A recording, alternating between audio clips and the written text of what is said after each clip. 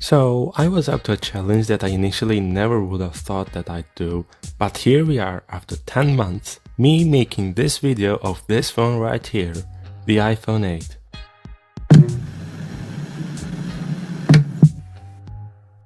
Last September I switched from my Galaxy S23 Ultra to this guy here. I had a battery issue and I didn't want to use the phone before it got fixed. Initially I switched for only 2 weeks, but I couldn't switch back.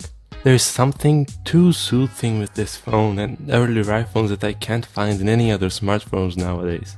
I'm an Android user and I use the Galaxy A10, Note 20 Ultra, S21 Plus and the S23 Ultra, but none of these phones come close to the feeling of the iPhone 8. People around me all use iPhones like the 11, 13, 15 and so forth, but neither those are as good as this right here. So after 10 months of only using the iPhone 8, here are my findings and whether you should use a phone like this or not. The build. Making such an immediate shift from one of the biggest phones in the market, excluding the foldables, which is 6.8 inches with sharp corners that weigh 234 grams and more than 300 grams with a case on, to this phone here that gets easily lost in my pocket is so relieving. This thing weighs only 148 grams, half of the S23 Ultra.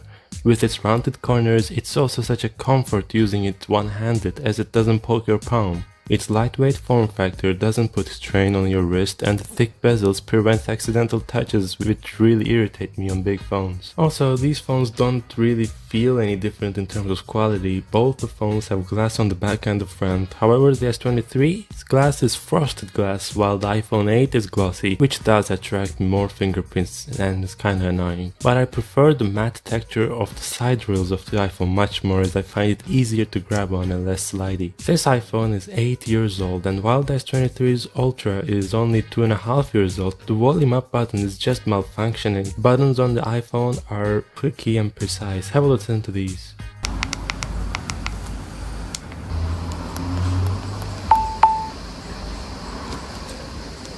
The S23 Ultra sounds mushy and unsatisfying, like my Galaxy A10, which was the second cheapest phone of Samsung from 2019, sounds even better. The design does show its age pretty roughly though. It has basically the same design of the iPhone 6, which got released in 2014, nearly 11 years ago. Sounds crazy. I much prefer the home button compared to the swipe gestures.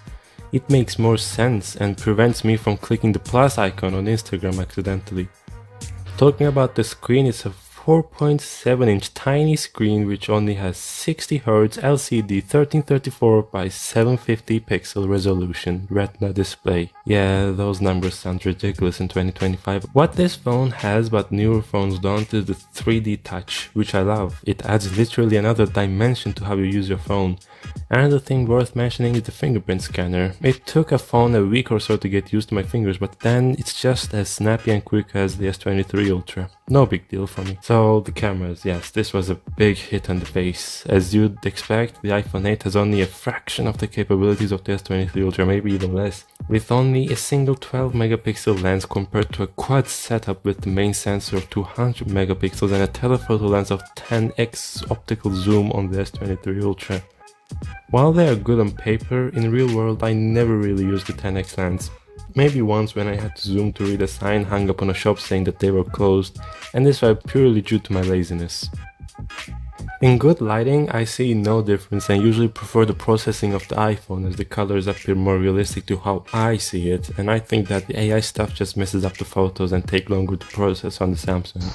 The videos, I'd say Samsung is obviously better with its optical image stabilization, like those newer technologies really lack on older mobile phones. The front-facing camera, it does show its age pretty roughly. The user interface.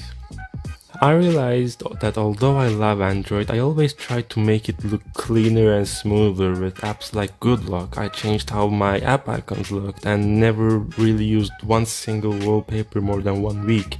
But with this iPhone, I just never felt the need to change anything. I think the engineers at Apple have done a great job at delivering what people actually want in a single go without needing to customize it. This might be kind of controversial to many people out there, those Android core fans, but to me, I don't really mind it at all. You might be thinking completely different, but I feel like the UI of Apple is kinda better. The way it turns and shuts down, the transitions, the amount of blur and how it responds to your commands, they're just more polished, let's say. And I'm saying this considering One UI 7, which was a magnificent upgrade over One UI 6, which was better than One UI 5. Like, Android came a really good way, but still iPhone's on the lead with the smoothness of their software. As a cherry on the top, this phone can also run iOS 16, although it's the last update it will get, I think. I can still use WhatsApp, Instagram, YouTube, or any other apps that you'd usually use. Games. While it's possible to play games on it, it does get quite warm quite quickly. I play games like Super Mario Run, Sonic, Fruit Ninja, Angry Birds, and more games along those lines, which don't really require many graphics. But any moment you need more rendering and more high-end graphics like the car driving simulators, then the phone really shows its age. The A11 Bionic chip doesn't hold up as good these days, but it's enough to perform basic tasks like messaging, calling, browsing the internet. Although sometimes the keyboard lags, which is quite frustrating. What is also quite a hit on your face is the battery. Don't really use my phone that much. It's only like 1 hour and a half a day, and the battery lasts more than enough for me, with usually 30% extra, but as soon as you open the navigation or web browsing or any other things like games, it just floors very rapidly. Needs versus wants. By making the switch, I realized that I really didn't need to have such a fancy phone and so expensive with so many cameras and high-end chips and whatever. The fact that it does all the fundamentals without being an addiction is what I really like about this phone. It's really hard to get lost on Instagram or YouTube Shorts with only its 60Hz display. Really, it's tiny and it's not as immersive.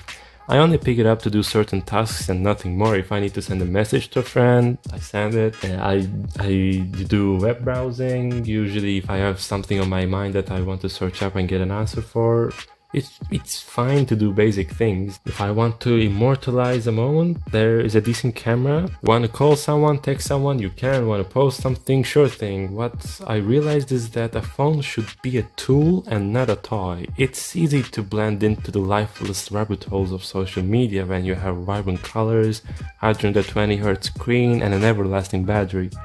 But with this phone, I was much more cautious with my usage decisions, and I felt I was more powerful than the algorithms. Which is a good thing, you know. Conclusion. While I would not recommend this phone to anyone who's going to buy a phone now, it's already 8 years old, it's not gonna get any more updates.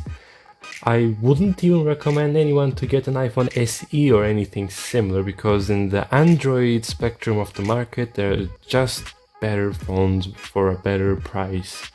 But if you are a person like me who sees their phone as a gadget to get things done, who am I to stop you from getting it? Also, like, if you have one of these things lying around, like an iPhone 6, 7, 5, even 4, or the first generation SE, I'd really encourage you to try using it. Thanks a lot for watching.